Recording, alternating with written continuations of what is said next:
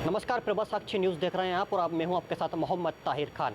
लोकसभा चुनाव से पहले कांग्रेस में भगदड़ का आलम जारी है। छिंदवाड़ा में आज कांग्रेस को बड़ा झटका लगा है। 30 सालों तक कांग्रेस की सक्रिय राजनीति में रहे सैयद जाफर ने कांग्रेस को अलविदा कह दिया है। उन्होंने आज भारतीय जनता पार्टी का दामन थाम लिया। वो मेरे साथ मौजूद है, उनसे बात करूंगा। सर, 30 सालों का साथ था, एक पल में छूट गया, क्या कहेंगे? देखिए, प्रधानमंत्री आदरणीय नरेंद्र मोदी जी का एक नारा है कि सबका साथ सबका विकास। उस नारे पर हमने बड़ा चिंतन किया, मंथन किया, उसको समझा कि इन 10 सालों में उस नारों पर कितना काम हुआ। हमने आरएसएस के संगठन को देखा कि 1925 में जो संगठन बना था और आज तक वो अपने एजेंडों पर कायम है, और उस एजेंडे में कायम रहते हुए, चाहे वो राम मंदिर के निर्माण की बात हो, धारा 370 की बात हो, कॉमन सिविल कोड की बात हो, सबके विकास की बात हो, राष्ट्र हित की बात हो, कश्मीर की बात हो, उन्होंने अपने एजेंडे से कभी हटे नहीं। आज उसका कारण है कि धीरे धीरे हिंदुस्तान की जनता भाजपा के साथ जुड़ी और आज नरेंद्र मोदी जी के नेतृत्व में बहुमत की ओर बढ़ रही है।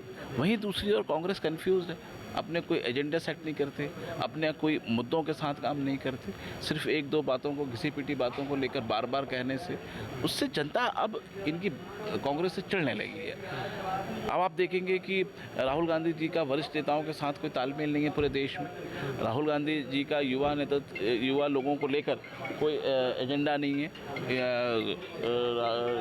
युवा लोगों के उपयोग को लेकर कोई एजेंडा नहीं है। इन सबको देखते हुए हमने ये निर्णय लिया कि हमको इस राष्ट्र निर्माण के लिए, इस भारत की एकता अखंडता के लिए और मोदी जी के जो नेतृत्व में सबका साथ सबका विकास की जो कल्पना साकार हो रही है, उसमें हम सहयोगी बनना चाहते हैं। 30 साल पहले एनएसयूआई से सफ़र की शुरुआत हुई थी। कमलनाथ जी आपके बेहद करीबी रहे, आपने उनको पिता माना है। कुछ चर्चा नहीं हुई पार्टी छोड़ने से पहले?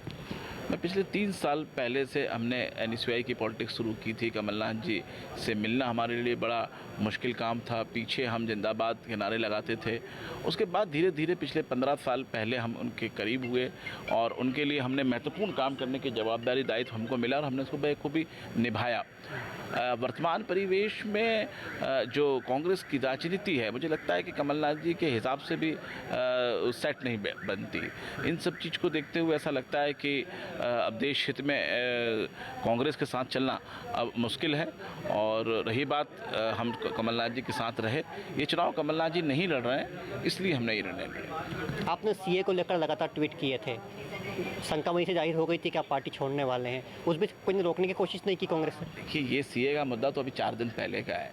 इसके 2 साल पहले, 3 साल पहले, चाहे दिग्विजय सिंह जी हों या कांग्रेस के कोई भी नेता हों, कभी संघ के बारे में अगर गलत कहते थे, अगर सिराज जी की सरकार कोई अच्छा काम करती थी तो हम उसकी भी सराहना करते थे, हम उसकी बात को भी उठाते थे। जब सरकार कोई गलत काम करती थी तो हम ताकत से उसका भी विरोध करते थे। सीए के मामले पर हम देखेंगे तो पूरे हिंदुस्तान में, चाहे कांग्रेस पार्टी हो, चाहे केजरीवाल जी की पार्टी हो, चाहे मुस्लिम लीग हो, ये गुमराह कर रहे हैं मुसलमानों को।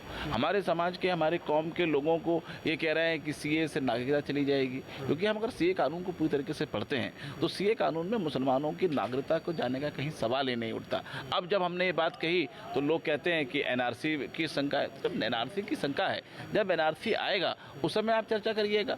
जब नरेंद्र मोदी जी ने, अमित शाह जी ने सबका साथ सबके विकास का वादा किया, जिस पे आप काम कर रहे हैं, तो जिस प्रकार सीएमए से मुसलमानों को कोई दिक्कत नहीं है, जल्द ही जब एनआरसी आएगा तब भी मुसलमानों को, हिंदुस्तानी मुसलमानों को कोई दिक्कत नहीं आएगी। मिशन 29 को लेकर काम कर रही छिंदवाड़ा मेन फोकस है बीजेपी का। आप भी बीजेपी के कुनबे में अब शामिल हो गए हैं। बंटी साहू से कैसे तालमेल बनाएंगे, किस तरह की रणनीति रहेगी? बंटी साहू जी एक बहुत पुराने कार्यकर्ता हैं। पिछले 10-15 सालों से लगातार वो भारतीय जनता युवा मोर्चा के अध्यक्ष के साथ जिला भाजपा के अध्यक्ष रहते हुए बहुत अच्छा काम उन्होंने किया है।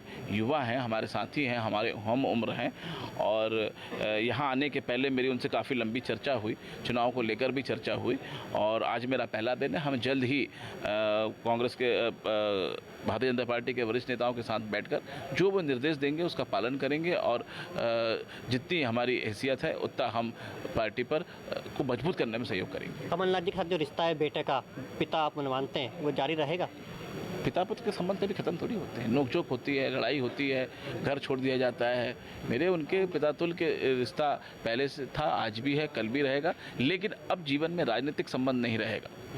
तो ये तो सैयद जफर जो लगातार 30 सालों तक भारतीय कांग्रेस का हिस्सा रहे और भारतीय जनता पार्टी का उन्होंने दामन थामा है। मुख्यमंत्री डॉक्टर मोहन यादव की मौजूदगी में उन्होंने भारतीय जनता पार्टी की सदस्यता ली। उनका साफ तौर पर कहना है कि कमलनाथ जी से जो संबंध है वो पारिवारिक संबंध हमेशा जारी रहेंगे, लेकिन जो राजनीतिक संबंध है उनका कहीं ना कहीं अंत हो गया है। उन्होंने कहा है कि मिशन 29 जो बीजेपी का जारी है उसमें वो अपना पूरा सहयोग करेंगे और बंटी साहू को जिताने में अपना एड़ी चोटी का जोर लगाते हुए छिंदवाड़ा में नजर आएंगे। Mohammad Tahir Khan, Prabhasakshi news network, Bhopal. अगर आप भी लेना चाहते हैं देश दुनिया की तमाम जानकारी तो आज ही सब्सक्राइब करें हमारे चैनल को। साथ ही नीचे दिए बेल आइकन को जरूर दबाएं ताकि हर अपडेट आप तक पहुंच सके।